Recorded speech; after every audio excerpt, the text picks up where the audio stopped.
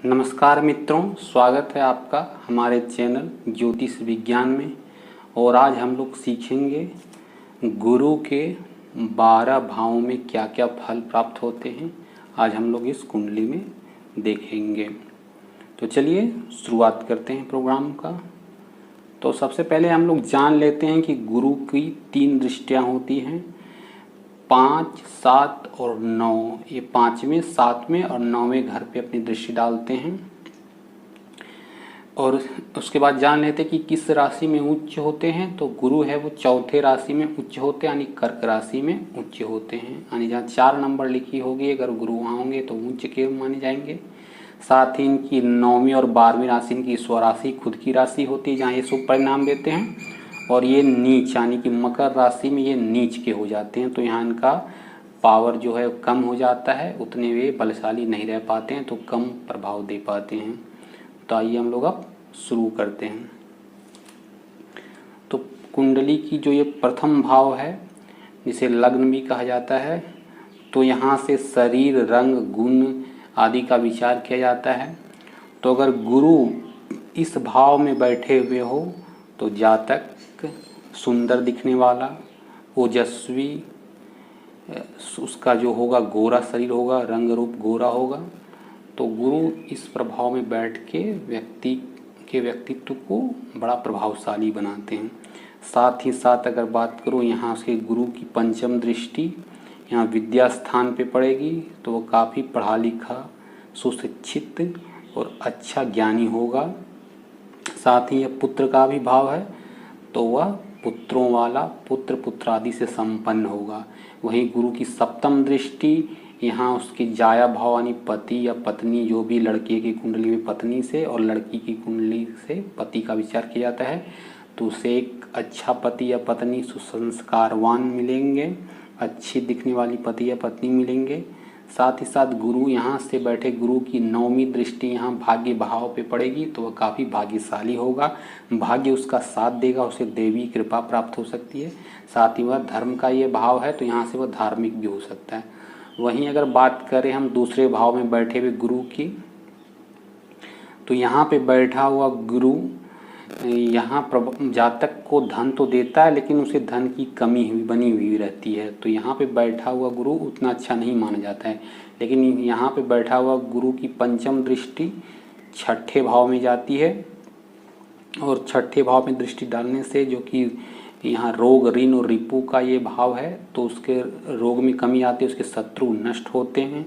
वहीं बात करूँ यहाँ से सप्तम बैठे दृष्टि आयु भाव में पड़ने से जातक अधिक उम्र वाला होता है, दीर्घायु होता है, उसकी मृत्यु अच्छे तरीके से होती है।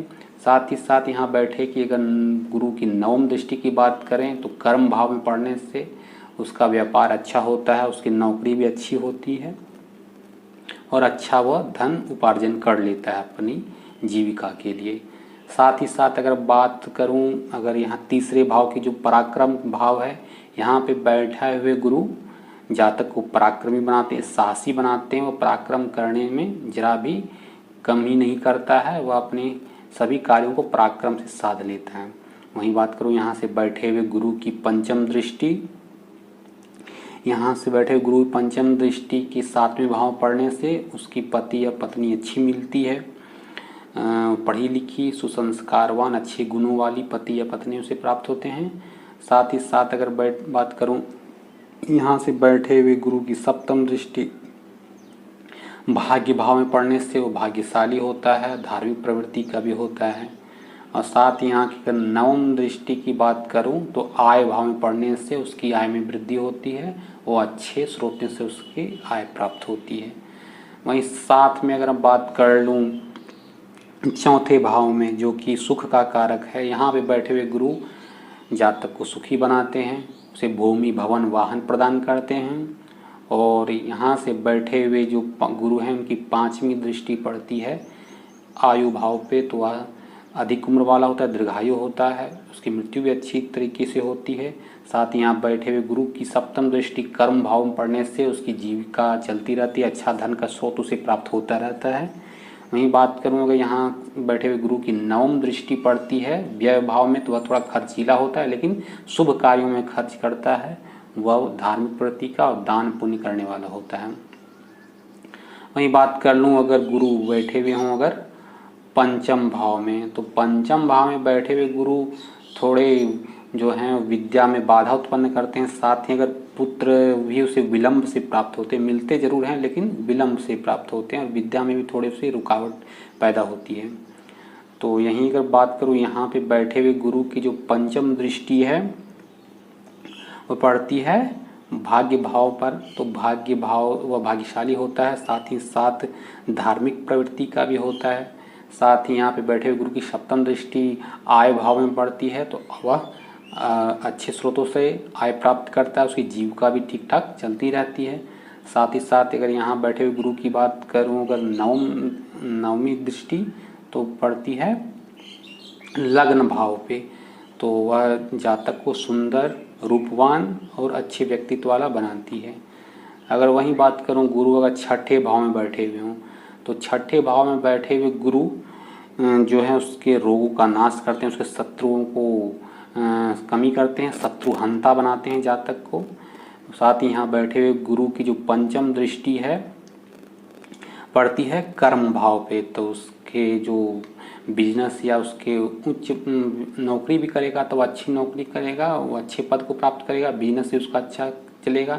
साथ ही साथ यहाँ के बैठे हुए गुरु की सप्तम दृष्टि इसके व्यय भाव में पड़ने से उसे खर्च होंगे, लेकिन वह धार्मिक कार्यों में दान पूजा पाठ इत्यादि में वह खर्च करेगा, परोपकार के कार्यों में खर्च करेगा।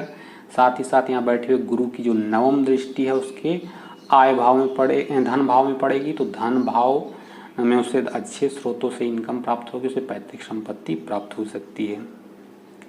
वहीं बात कर लूँ अगर गुरु अगर बैठे हुए हों सप्तम भाव में, सप्तम भाव में बैठे हुए गुरु भी थोड़े उसके विवाह में विलंब कराते हैं, लेकिन विवाह हो जाती है, उसके दाम्पत्य में थोड़ी कमी लाते हैं, लेकिन फिर भी ठीक ठाक चलता रहता है। वहीं अगर यहाँ के गुरु बैठे हुए अगर सप्तम भाव में यहाँ से दृष्टि डालते हैं लग्न भाव में, तो जातक के व्यक्तित्व को आकर्षक बनाते हैं, प्रभावशाली बनाते हैं, वो अच्छा दिखने वाला होता है। साथ ही साथ यहाँ से बैठे हुए गुरु की पंचम दृष्टि पड़ती है आय भाव में, तब उसकी जो आय के स्रोत भी उसके अच्छे होते हैं, वह अच्छी आजीविका उपार्जन कर लेता है, उससे आय भी प्राप्त होती रहती है। साथ ही साथ यहाँ बैठे हुए गुरु की नवम दृष्टि नवम दृष्टि यहाँ से पड़ती है उसके पराक्रम भाव में, तो पराक्रम में भी उसकी वृद्धि करते हैं और वह अपने पराक्रम से सब कुछ उपार्जित कर लेता है, प्राप्त कर लेता है। साथ ही साथ अगर बात करूँ यहाँ बैठे हुए गुरु की, तो यहाँ पे बैठे हुए गुरु जातक को बनाते हैं दीर्घायु शतायु, उसकी उम्र काफ़ी लंबी होती है। साथ ही वह गुप्त विद्याओं को भी जानने वाला होता है।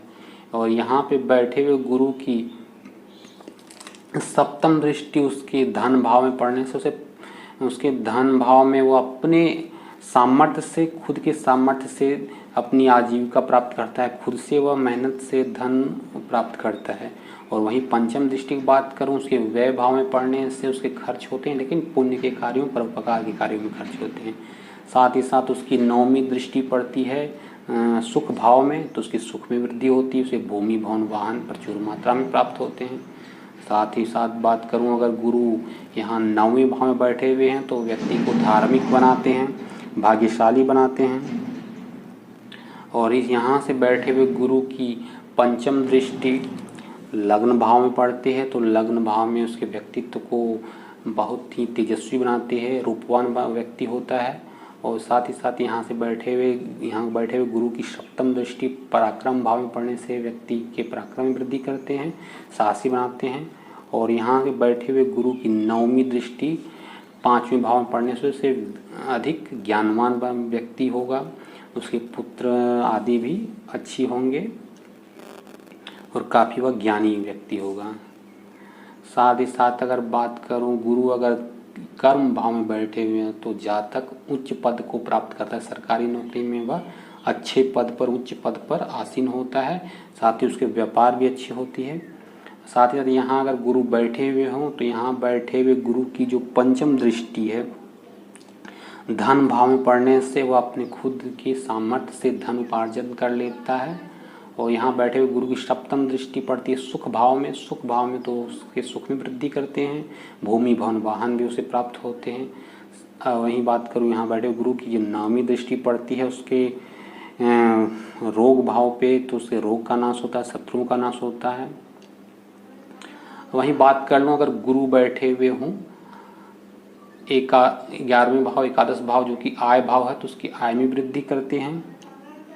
साथ ही साथ अगर यहाँ बैठे गुरु की पंचम दृष्टि पड़ती है उसके पराक्रम भाव में, उसके पराक्रम भाव में वृद्धि होती है, उसके साहस में वृद्धि होती है। साथ ही अगर यहाँ बैठे गुरु की सप्तम दृष्टि पड़ती है विद्या भाव में, तो का जातक होता है वह काफ़ी ज्ञानी होता है, उसके पुत्र भी अच्छी मात्रा में होते हैं। और वहीं नवमी दृष्टि पड़ती है उसके पत्नी भाव पे, तो जातक की पत्नी काफ़ी सुंदर होती है, सुशील होती है। या अगर लड़की की कुंडली है तो उसका पति काफ़ी अच्छा होगा देखने में और आकर्षक होगा। अब बात करूं यहाँ बैठे हुए 12वें भाव में बैठे हुए गुरु व्यक्ति को खर्चीला बनाते हैं, लेकिन पुण्य के कार्य में उसके खर्च होते हैं। और यहीं बैठे हुए गुरु की पंचम दृष्टि पड़ती है सुख भाव में, तो सुख भाव में उसकी वृद्धि करते हैं, भूमि भवन वाहन की वृद्धि होती है। और साथ ही साथ यहाँ बैठे हुए गुरु की जो है सप्तम दृष्टि पड़ती है रोग भाव में, तो उसके रोग का नाश होता है, उसके शत्रुओं के नाश होता है। और यहाँ बैठे हुए गुरु की नौवीं दृष्टि से उसके आयु भाव में डालते हैं, तो आयु भाव में डालने से दृष्टि जातक काफ़ी दीर्घायु होता है, लंबी उम्र वाला होता है, गुप्त विद्याओं को जानने वाला होता है। और एक और बात कर लूँ कि अगर गुरु दूसरे भाव या 11वें भाव में बैठा हुआ हो तो जातक या जातिका को ससुराल से अच्छे खासे धन प्राप्त होते। जातक की कुंडली से अगर दूसरे भाव में गुरु बैठे हैं तो उसे ससुराल से अच्छी आमदनी प्राप्त होती है। वहीं अगर बात करूं गुरु अगर 11वें भाव में लड़की की कुंडली में बैठे हुए हो तो उसका जो पति होता है वह ऊंचे पद पे, सरकारी नौकरी में ऊंचे पद वाला व्यक्ति होता है, या उसकी शादी होने के बाद उसका पति उच्च नौकरी प्राप्त करता है, उच्च पद का। तो अच्छा, आशा करता हूँ आपको ये वीडियो अच्छा लगा।